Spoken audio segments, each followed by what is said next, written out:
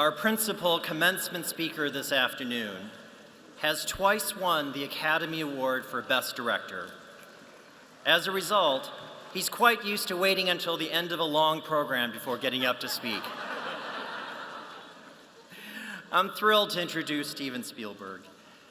Jaws was one of the first films I saw at a movie theater. To this day, I remember being terrified, even though you don't actually see that shark until halfway through the movie. Over the past 4 decades, his movies have firmly established his place as one of America's greatest filmmakers.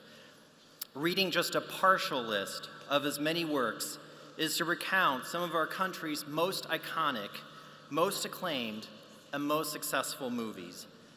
After Jaws, there was Close Encounters of the Third Kind, Raiders of the Lost Ark, and the other Indiana Jones movies, E.T. the Extraterrestrial, The Color Purple, Jurassic Park, Schindler's List,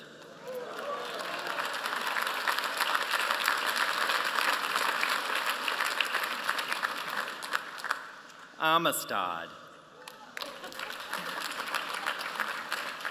Saving Private Ryan, Minority Report, Lincoln, Bridge of Spies. We can go on for quite a bit. When you hear that you're about to see a Steven Spielberg movie, you know that you're going to see something memorable. You'll be entertained and also challenged.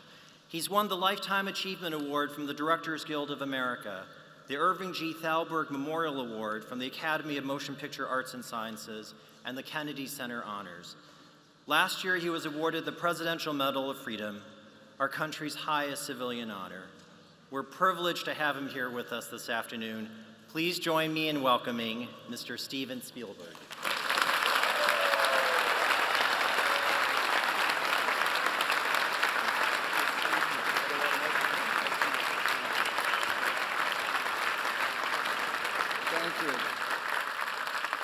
Thank you, President Faust and Paul Choi, thank you so much. It's an honor and a thrill to address this group of distinguished alumni and supportive friends and cavelling parents. We've all gathered to share in the joy of this day, so please join me in congratulating Harvard's class of 2016.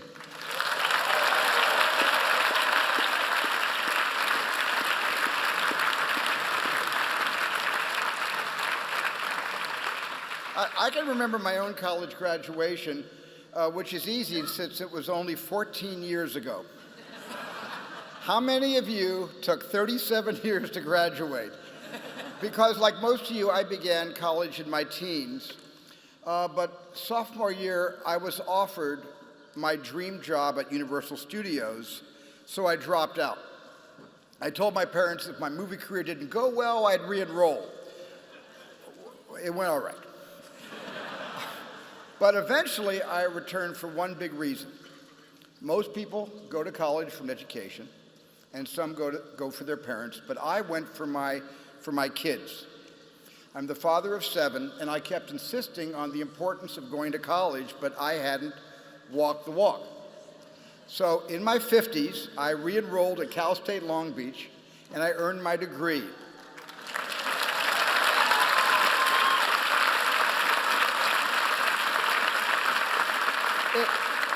I just have to add, it helped that they gave me course credit in paleontology for the work I did on Jurassic Park. That's 3 units for Jurassic Park, thank you. Well, I left college because I knew exactly what I wanted to do, and some of you know too, but some of you don't. Or maybe you thought you knew, but are now questioning that choice. Maybe you're sitting there trying to figure out how to tell your parents that you want to be a doctor and not a comedy writer. Well, what you choose to do next is what we call in the movies the character-defining moment. Now, these are moments that you're very familiar with, like in the last Star Wars, The Force Awakens, when Rey realizes the Force is with her, or Indiana Jones choosing mission over fear by jumping into a pile of snakes. Now, in a 2-hour movie, you get a handful of character-defining moments, but in real life, you face them every day. Life is one strong, long string of character-defining moments. And I was lucky that at 18, I knew what I exactly wanted to do, but I didn't know who I was. How could I, and how could any of us? Because for the first 25 years of our lives, we are trained to listen to voices that are not our own. Parents and professors fill our heads with wisdom and information, and then employers and mentors take their place and explain how this world really works. And usually these voices of authority make sense, but sometimes doubt starts to creep into our heads and into our hearts, and even when we think that's not quite how I see the world, it's kind of easier just to nod in agreement and go along, and for a while I let that going along define my character, because I was repressing my own point of view, because like in that Nilsson song, everybody was talking at me so I couldn't hear the echoes of my mind. And at first, the internal voice I needed to listen to was hardly audible, and it was hardly noticeable, kind of like me in high school. But then I started paying more attention, and my intuition kicked in. And I want to be clear that your intuition is different from your conscience. They work in tandem, but here's the distinction. Your conscience shouts, here's what you should do, while your intuition whispers, here's what you could do. Listen to that voice that tells you what you could do. Nothing will define your character more than that. Because once I turned to my intuition and I tuned into it, certain projects began to pull me into them, and others I turned away from. And up until the 1980s, my movies were mostly, I guess, what you could call escapist. And I don't dismiss any of these movies, not even 1941. Not even that one. And many of these early films reflected the values that I cared deeply about, and I still do. But I was in a celluloid bubble because I'd cut my education short. My worldview was limited to what I could dream up in my head, not what the world could teach me. But then I directed The Color Purple, and this one film opened my eyes to experiences that I never could have imagined, and yet were all too real. This story was filled with deep pain and deeper truths, like when Shug Avery says, everything wants to be loved. My gut, which was my intuition, told me that more people needed to meet these characters and experience these truths. And while making that film, I realized that a movie could also be a mission. I hope all of you find that sense of mission. Don't turn away from what's painful. Examine it, challenge it. My job is to create a world that lasts 2 hours. Your job is to create a world that lasts forever. You are the future innovators, motivators, leaders, and caretakers. And the way you create a better future is by studying the past. Jurassic Park writer Michael Crichton, who graduated from both this college and this medical school, liked to quote a favorite professor of his who said that if you didn't know history, you didn't know anything. You were a leaf that didn't know it was part of a tree. So history majors, good choice. You're in great shape. Not in the job market, but culturally. The rest of us have to make a little effort.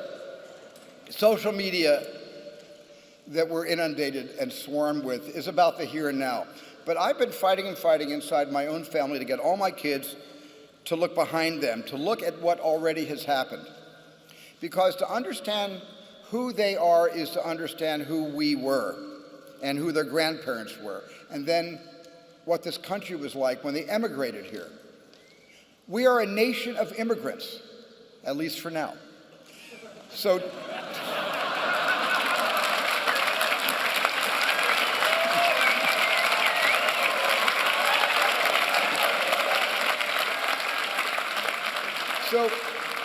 to me, this means we all have to tell our own stories. We have so many stories to tell.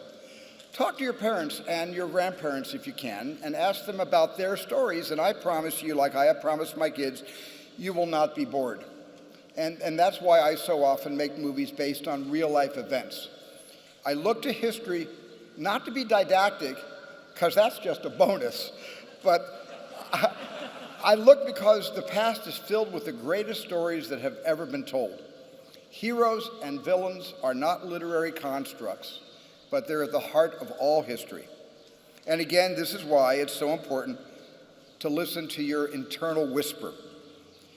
It's the same one that compelled Abraham Lincoln and Oskar Schindler to make the correct moral choices. In your defining moments, do not let your morals be swayed by convenience or expediency. Sticking to your character requires a lot of courage, and to be courageous, you're going to need a lot of support. And if you're lucky you have parents like mine, I consider my mom my lucky charm. And when I was 12 years old, my father handed me a movie camera, the tool that allowed me to make sense of this world. And I am so grateful to him for that, and I am grateful that he's here at Harvard, sitting right down there.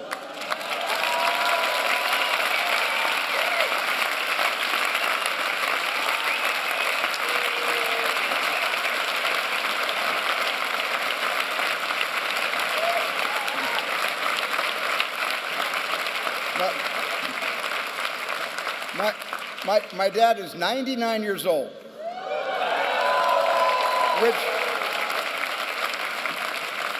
which means he's only 1 year younger than Widener Library, but unlike Widener, he's had zero cosmetic work.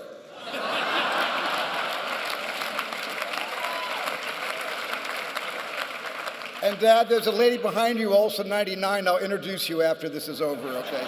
Great. But look, if your family's not always available, there's backup. Near the end of It's a Wonderful Life, you remember that movie, It's a Wonderful Life? Clarence the Angel inscribes a book with this: "No man is a failure who has friends." And I hope you hang on to the friendships you've made here at Harvard. And among your friends, I hope you find someone you want to share your life with. I imagine some of you in this yard may be a tad cynical, but I want to be unapologetically sentimental. I spoke about the importance of intuition and how there's no greater voice to follow. That is until you meet the love of your life. And this is what happened when I met and married Kate, and that became the greatest character-defining moment of my life. Love, support, courage, intuition. All these things are in your hero's quiver, but still, a hero needs one more thing. A hero needs a villain to vanquish, and you're all in luck.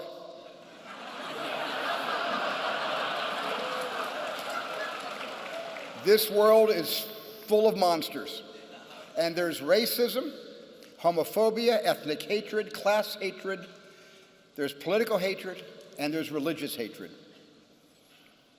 As a kid, I was bullied for being Jewish. This was upsetting, but compared to what my parents and grandparents had faced, it felt tame, because we truly believed that anti-Semitism was fading, and we were wrong. Over the last 2 years, nearly 20,000 Jews have left Europe to find higher ground. And earlier this year, I was at the Israeli embassy when President Obama stated the sad truth. He said, "We must confront the reality that around the world anti-Semitism is on the rise. We cannot deny it." My own desire to confront that reality compelled me to start in 1994 the Shoah Foundation, and since then we've spoken to over 53,000 Holocaust survivors and witnesses in 63 countries and taken all their video testimonies.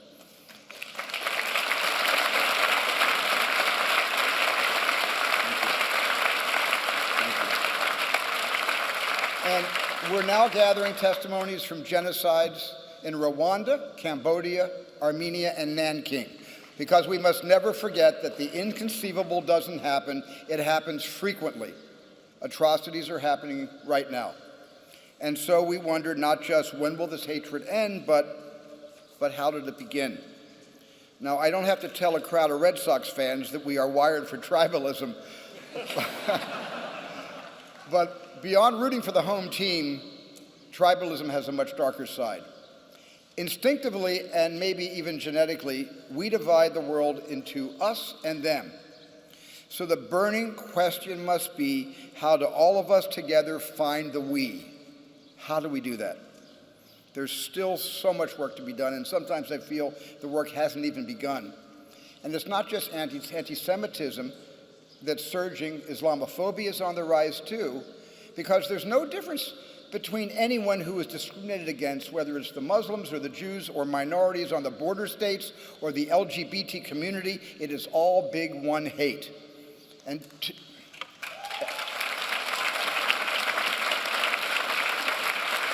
to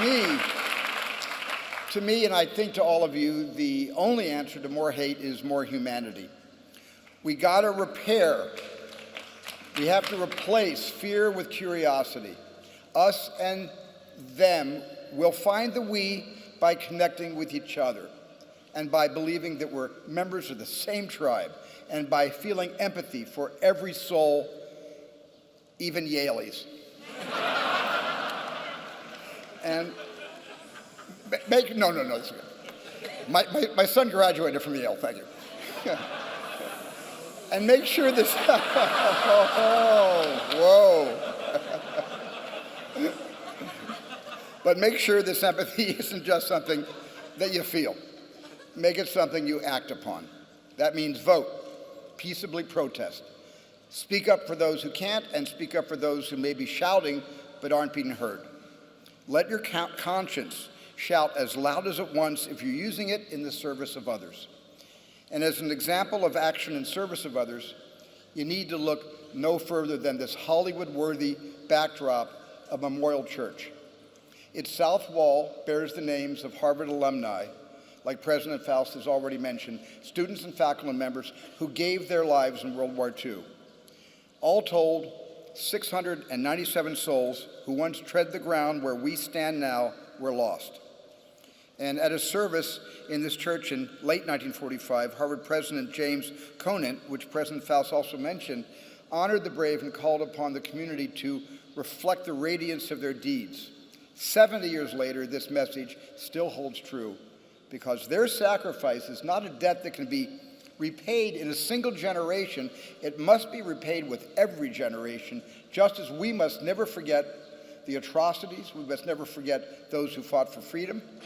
So as you leave this college and head out into the world, continue please to reflect the radiance of their deeds, or as Captain Miller in Saving Private Ryan would say, earn this. And please stay connected. Please never lose eye contact. This may not be a lesson you want to hear from a person who creates media, but we are spending more time looking down at our devices than we are looking in each other's eyes. So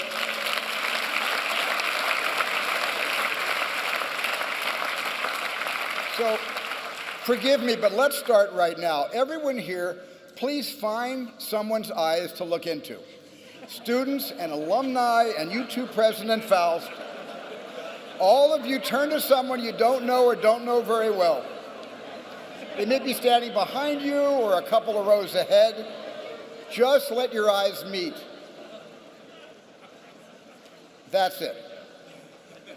That emotion you're feeling is our shared humanity mixed in with a little social discomfort. But if you remember nothing else from today, I hope you remember this moment of human connection. And I hope you all had a lot of that over the past 4 years, because today you start down the path of becoming the generation on which the next generation stands. And I've imagined many possible futures in my films, but you will determine the actual future, and I hope that it's filled with justice and peace. And finally, I wish you all a true Hollywood-style happy ending. I hope you outrun the T-Rex, catch the criminal, and for your parents' sake, maybe every now and then, just like E.T., go home.